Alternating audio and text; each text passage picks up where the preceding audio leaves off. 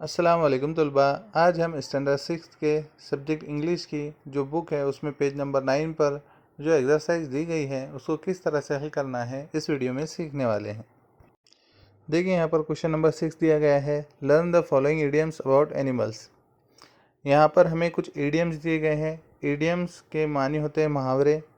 Animal से related कुछ मुहावरे हमें यहाँ दिए गए हैं, हमें इसे पढ़ना है। मैं आपके सामने इन इडियम्स को रीड करूंगा और आपको समझाऊंगा और कुछ इडियम्स को सेंटेंस में इस्तेमाल करके भी बताऊंगा, और जो इडियम्स बच जाएंगे आपको उन्हें सेंटेंस में इस्तेमाल करना है। चलिए शुरुआत करते हैं। पहला है as sly as a fox. इसका मतलब होता है लोमड़ी की तरह अय्यार। अय्यार मतलब धोखेबाज। देखिए इस पर एक सेंटेंस बनाएंगे हम। He is as sly as a fox, यानी वो लोमड़ी की तरह धोखेबाज है। नेक्स्ट है as stubborn as a mule. इसका मतलब होता है खच्चर की तरह ज़िद्दी। देखिए इसको सेंटेंस में यूज़ करेंगे। She is as stubborn as a mule.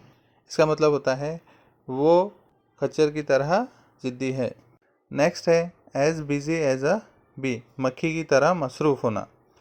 देखिए इसका सेंटेंस बनाएंगे हम। My father is as busy as a bee, यानी मेरे वालिद शहद की मक्खी की तरह बहुत मसरूफ़ है ना। शहद की मक्खी हर वक्त क्या करती है, फूलों की तलाश में रहती है और फूलों से रस चूस कर आती है और शहद बनाती है, तो बहुत मसरूफ़ होती है, इसलिए ऐसा कहा गया है।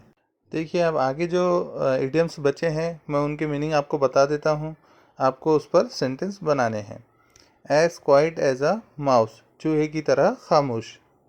Next as strong as an ox, बैल की तरह ताकतवर। As slow as a snail, घोंघे की तरह सुस्त। नेक्स्ट है as brave as a lion, शेर की तरह बहादुर।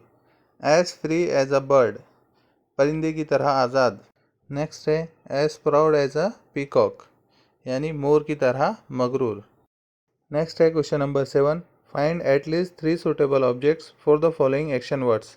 देखिए हमें नीचे एक्शन वर्ड्स दिए गए हैं और उन एक्शन वर्ड्स के मुताबिक हमें 3 चीज़ें लिखना है। देखिए यहाँ पर एक एग्जांपल दिया गया है, शार्पन यानी तेज़ करना। शार्पन सीजर्स यानी कैंची तेज़ करना। शार्पन टस्क्स यानी सामने निकले हुए दांतों को तेज़ करना। शार्पन अ नाइफ यानी चाकू को तेज़ करना। शार्पन अ पेंसिल यानी पेंसिल को तेज़ करना। शार्पन योर माइंड, माइंड को तेज़ करना। तो इस तरह से दिए हुए हर एक्शन वर्ड के लिए आपको 3 चीज़ें सोचना है। देखिए कुछ मैं आपके सामने करके बताता हूँ और फिर बाद में आपको करना है। राइट, ठीक है, यानी लिखना। अब क्या क्या लिखते हैं हम? Write a letter, write a story, write an essay. तो इस तरह से ये देखो, ये 3 चीज़ें मैंने यहाँ पर सेलेक्ट किया, एसे, लेटर और स्टोरी।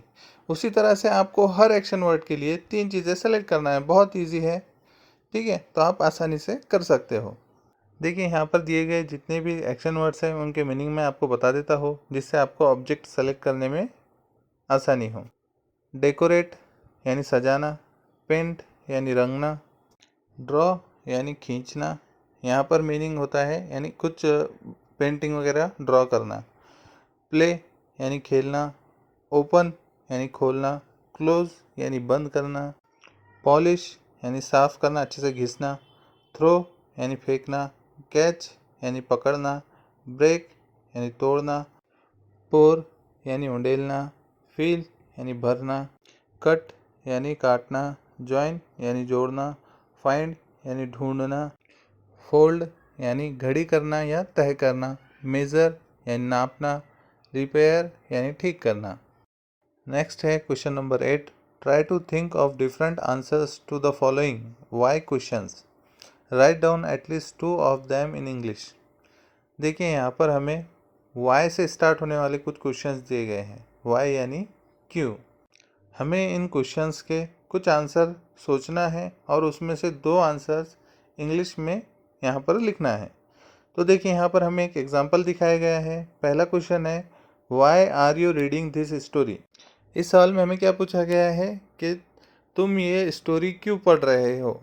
तो देखिए यहाँ पर एग्जाम्पल के तौर पर हमें कुछ आंसर्स दिए गए हैं। आई लाइक इट यानी ये मुझे पसंद है। इट्स इंटरेस्टिंग ये दिलचस्प है। I am reading it because it's funny मैं ये पढ़ रहा हूँ क्योंकि ये बहुत फ़नी है।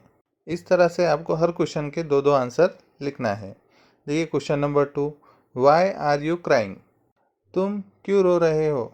देखिए इस सवाल के लिए मैं दो जवाब नीचे लिखता हूँ। पहला है they are teasing to me that's why I am crying, वो मुझे चिढ़ा रहे हैं इसलिए मैं रो रहा हूँ।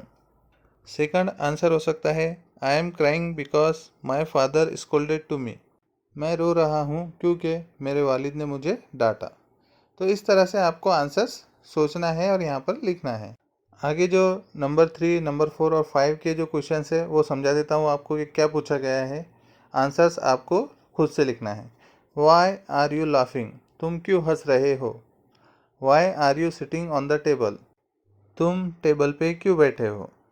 5वें नंबर का है वाई आर यू शाउटिंग, तुम क्यों चिल्ला रहे हो। अब जो 6ठे नंबर का क्वेश्चन है उसमें देखिए यहाँ पर डॉट डॉट डॉट दिया गया है। हमें यहाँ पर एक वर्ड लिखना है जिससे एक मीनिंगफुल क्वेश्चन बन जाए। जैसे वाई आर यू फाइटिंग, तुम क्यों लड़ रहे हो, और इसी के आंसर हमें लिखना है। चलिए तुलबा आगे बढ़ते हैं। आगे क्वेश्चन नंबर 9 दिया गया है read the situation and the answer guess the why question that Akshay asks. देखिए तुलबा यहाँ पर हमें क्या करना है, नीचे एक टेबल दिया गया है जिसमें 3 कॉलम है। पहला कॉलम है सिचुएशन का, दूसरा कॉलम है वाई क्वेश्चन का और तीसरा कॉलम है आंसर का। तो हमें पहला कॉलम और तीसरा कॉलम यानी सिचुएशन और आंसर ये दोनों को पढ़ना है और बीच में वाई क्वेश्चन तैयार करना है। देखिए यहाँ पर सिचुएशन क्या दी गई है हमें पहले, Amit and Ajay are fighting, दो लड़के हैं अमित और अजय दोनों लड़ रहे हैं। अब आंसर क्या है, अमित क्या बोल रहा है, he took my pencil and broke it, उसने मेरी पेंसिल ले ली और तोड़ दी। सिचुएशन और आंसर को ध्यान में रखते हुए यहाँ पर कौन सा क्वेश्चन बनेगा, वाई आर यू फाइटिंग, तुम क्यों लड़ रहे हो। यानी अक्षय ऐसा पूछेगा कि तुम क्यों लड़ रहे हो, तो दोनों में से कोई एक यानी अमित ने जवाब दिया he took my pencil and broke it, उसने मेरी पेंसिल ले ली और तोड़ दी इसलिए हम फाइट कर रहे हैं, लड़ रहे हैं। तो इस तरह से आपको क्वेश्चंस बनाना है सिचुएशन और आंसर को ध्यान में रखते हुए। नीचे के जो बी और सी वाले क्वेश्चन हैं ये आपको तैयार करना है। अगर आपको वीडियो पसंद आया हो तो लाइक करें, शेयर करें और चैनल को सब्सक्राइब करके बेल आइकन भी दबा दें जिससे आपको नए वीडियोस की नोटिफिकेशन मिलती रहे। Thank you.